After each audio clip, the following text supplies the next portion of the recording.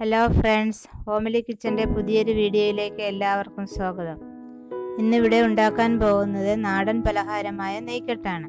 അതിന് ആദ്യമായി ഒരു പാത്രത്തിൽ ശർക്കര എടുത്ത് കുറച്ചും വെള്ളവും ഒഴിച്ചതിന് ശേഷം അടുപ്പിൽ വെച്ച് ഉരുക്കിയെടുക്കാം.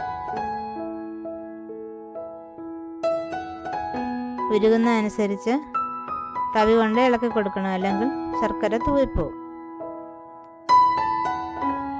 ശർക്കരയെല്ലാം ഉരുകിയതിന് ശേഷം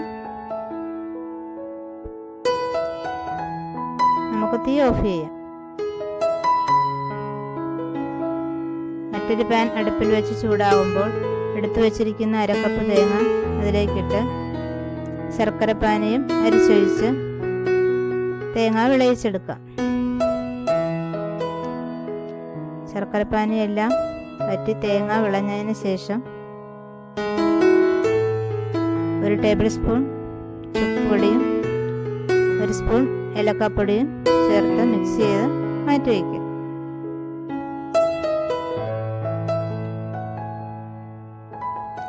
മറ്റൊരു പാത്രം എടുത്ത് അതിലേക്ക് അരിപ്പൊടി അളന്നിടാം. 2.5 ഗ്ലാസ് അരിപ്പൊടിയാണ് ഞാനിവിടെ എടുത്തിട്ടുള്ളത്. അത് 1/2 കിലോ ഉണ്ട്. അളവറിയാനായിട്ട് അളന്ന് കാണിച്ചെന്നേ ഉള്ളൂ. അല്പം ഉപ്പും ചേർത്ത്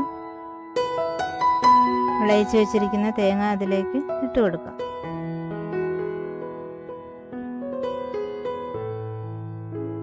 അതിനുശേഷം 2 ടേബിൾ സ്പൂൺ നെയ്യ് ഒഴിച്ച്, നെയ്യ് ആവശ്യാനുസരണം ചേർക്കാവുന്നതാണ്. നെയ്ക്കെട്ടെന്ന് തന്നെ പേര് വരാൻ കാരണം അതുകൊണ്ടാണ്. നെയ്യ് കൂടുതൽ ചേർത്താലാണ് ടേസ്റ്റ് ഉണ്ടാകുന്നത്.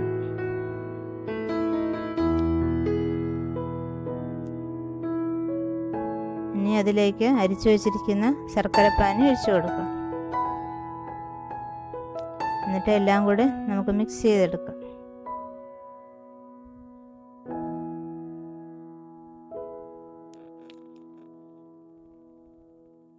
ആവശ്യത്തിന് വെള്ളവും ചേർത്ത്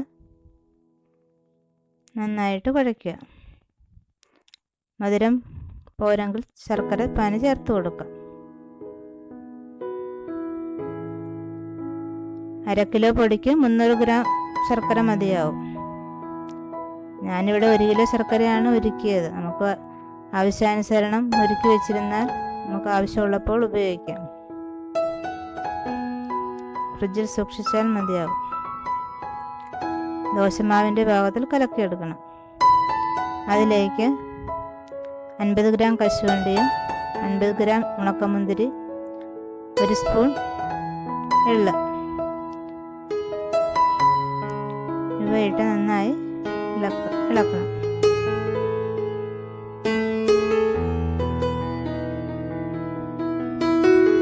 നന്നായി യോജിപ്പിച്ചതിന് ശേഷം മാറ്റി വയ്ക്കാം. വാഴയില ഇതേപോലെ വീതിയിൽ കീറിയെടുത്ത് നമുക്ക് വാട്ടിയെടുക്കാം. ഒരു 8-10 ഇല വേണ്ടി വരും ഇത്ര മാവിന്.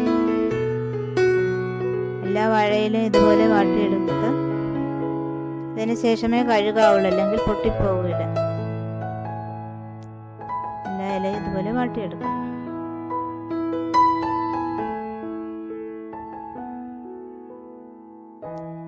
വാട്ടിയ വാഴയില 2ആയി മടക്കി 2 വശവും തെറുത്ത്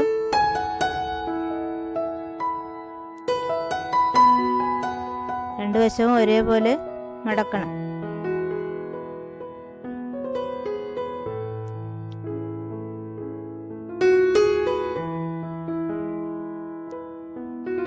ഇനി അതിലേക്ക് മാവ് കോരി ഒഴിക്കാം.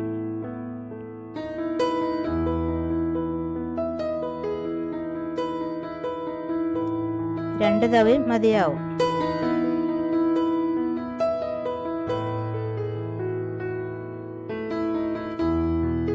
മാവ് ഒഴിച്ചതിന് ശേഷം അത് എല്ലാം കൂടെ കൂട്ടിക്കെട്ടി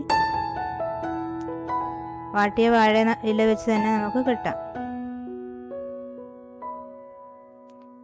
ഇങ്ങനെ എല്ലാ മാവും തയ്യാറാക്കി എടുക്കണം.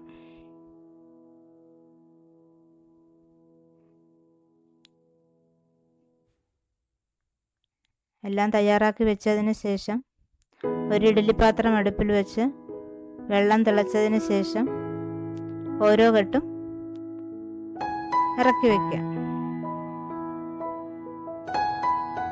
ഒരു 25 മിനിറ്റെങ്കിലും ആവിയിൽ വേവിച്ചെടുക്കണം. മൂടി വെച്ച് നമുക്ക് വേവിക്കാം.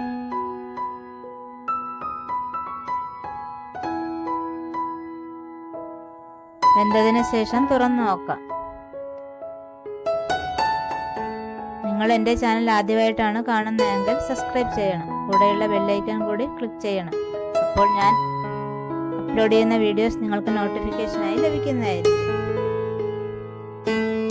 ഇപ്പോൾ നമ്മുടെ നെയ്ക്കട്ട് തയ്യാറായിരിക്കുന്നു. ഇത് വളരെ ടേസ്റ്റി ആയിട്ടുള്ള ഒരു പലഹാരമാണ്. ഇത് വീട്ടിലെല്ലാവരും തീർച്ചയായും ഉണ്ടാക്കി നോക്കണം.